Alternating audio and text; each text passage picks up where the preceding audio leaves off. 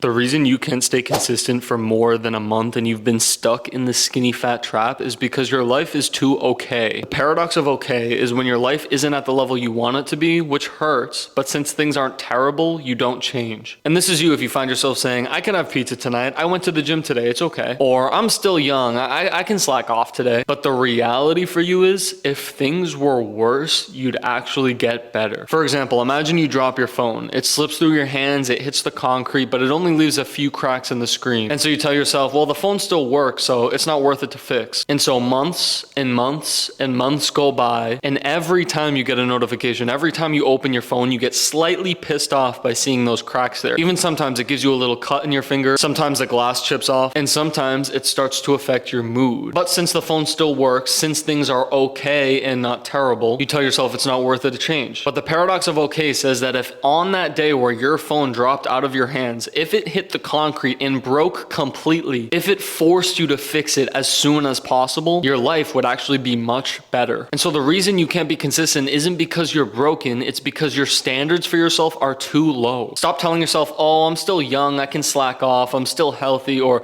I'm not obese, so getting in shape isn't the biggest deal for me. But then you get out of the shower at night, you look at yourself in the mirror, and you're ashamed of the man looking back at you because it eats at you that you're not living up to your full potential.